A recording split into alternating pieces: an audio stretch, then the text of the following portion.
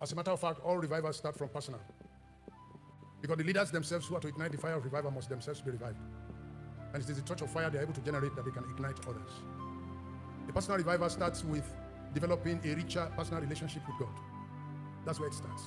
Then God will trust you with the facilities and the power. When your own desire and appetite is so high, when you can have a fast, not of prayer, but of the word. When you can have a vigil that is not about anything material, but everything spiritual. When your prayer life is so rich that you pray even when you are asleep. Because only your body sleeps, your spirit does not. And you can develop your spiritual life up to a point where even when you are asleep, your spirit is in communion. Your spirit is not detached. Personal revival is possible when you have an underlying consecration that cannot be compromised. A few of us have trained ourselves to a point that all this one that the Bible says, when we have to pray, you have to say this, you have to say, our Father in heaven. You have to come to a point where you say, forgive us our sins. And also, we kneel down for 1 hour. We cannot see any sin to confess. And you can train yourself and your life to that. Jesus said, the prince of this world came and found nothing.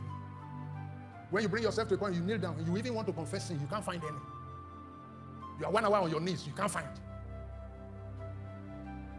Where personal consecration is taken to the highest level. All these prayers we hear from these churches, they say, I'm a mother, they say, I'm a mother. So, mama, they say. Vacate all those traditional prayers of the sin we know and commit. That puts you in another class. Personal consecration.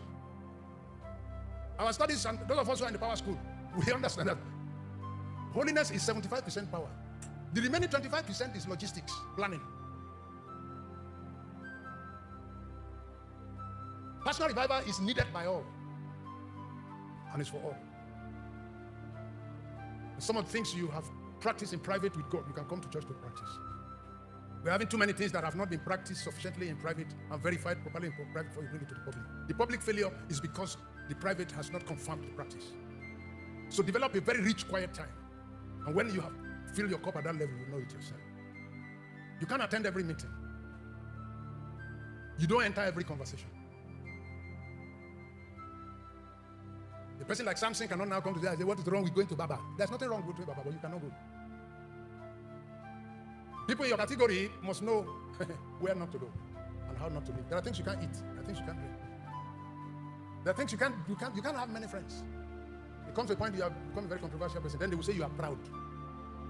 Well, but that's how I get my results. And I cannot use your formula for my lifestyle. May God bless you, sister.